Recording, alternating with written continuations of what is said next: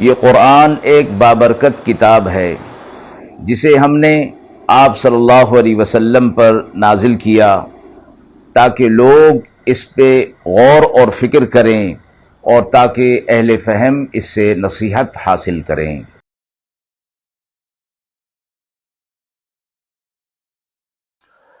بسم اللہ الرحمن الرحیم۔ السلام علیکم ورحمۃ اللہ وبرکاتہ۔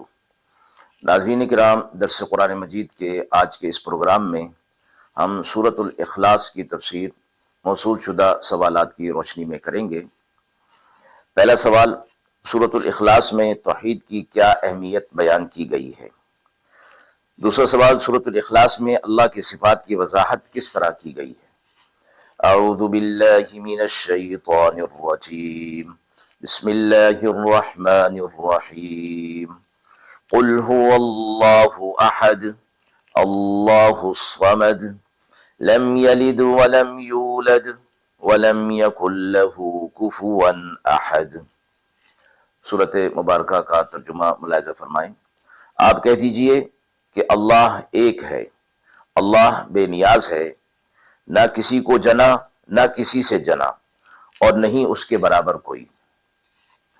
سورۃ الاخلاص مکہ میں نازل ہوئی، اس کی 4 آیات اور 1 رکوع ہے۔ سورۃ مبارکہ کے حوالے سے جو پہلا سوال ہے کہ سورۃ الاخلاص میں توحید کی کیا اہمیت بیان کی گئی ہے؟ سورۃ الاخلاص کی آیت نمبر 1 اللہ کی وحدانیت کی پوری دلیل ہے اور یہ اعلان کرتی ہے کہ اللہ ایک ہے، وحدہ لا شریک ہے، جو وحدانیت اور توحید اسلام کی بنیاد ہے۔ اس کا کوئی شریک یا اس کا کوئی مثل نہیں ہے۔ یہ آیت تمام جھوٹے خداؤں کی نفی کرتی ہے اور انسان کو خالص اللہ تعالیٰ کی عبادت کی طرف توجہ دلاتی ہے۔ مذکورہ مفہوم کے حوالے سے حدیث مبارکہ جو ہمیں ملتی ہے، آپ صلی اللہ علیہ وسلم نے فرمایا سورۃ الاخلاص قرآن کے 1/3 کے برابر ہے۔ یہ سورۃ مبارکہ ہمیں یاد دلاتی ہے کہ زندگی کے تمام معاملات میں اللہ کو واحد ماننا، اسی کی عبادت کرنا، اسی سے مدد چاہنا اور اسی پر بھروسہ کرنا تمام مسلمانوں کے لیے لازم ہے۔ دوسرا سوال کہ سورۃ الاخلاص میں اللہ تعالیٰ کی صفات کی وضاحت کس طرح کی گئی ہے؟ سورۃ مبارکہ میں یہ فرمایا گیا کہ اللہ ایک ہے، پھر وہ بے نیاز ہے، سب اس کے حاجت مند ہیں، وہ کسی کا حاجت مند نہیں، نہ وہ کسی سے جنا نہ اس کو کسی نے جنا اور نہ اس کا کوئی ہمسر اس کی برابری کرنے والا کوئی ہے۔ یہ اللہ تعالیٰ کی بے نیازی، عدم مخلوقیت اور کسی بھی شرک سے پاک ہونے کی وضاحت کرتی ہیں۔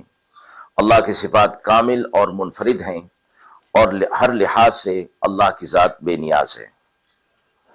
مذکورہ مفہوم کے حوالے سے جو حدیث مبارکہ ہمیں ملتی ہے، آپ صلی اللہ علیہ وسلم نے فرمایا جو شخص اخلاص اور محبت کے ساتھ سورۃ الاخلاص پڑھتا ہے، اللہ اسے جنت میں داخل فرمائے گا۔ ناظرین کرام، ہم امید کرتے ہیں کہ مذکورہ سوالات کی روشنی میں جو تفسیر پیش کی گئی وہ آپ کے لیے قابل اطمینان ہوگی۔ اس حوالے سے آپ کے بھی کوئی سوالات ہوں تو ضرور کمنٹ باکس میں دیجیے، انشاءاللہ ان کے جوابات دینے کی کوشش کی جائے گی۔ وآخر دعوانا ان الحمد للہ رب العالمین۔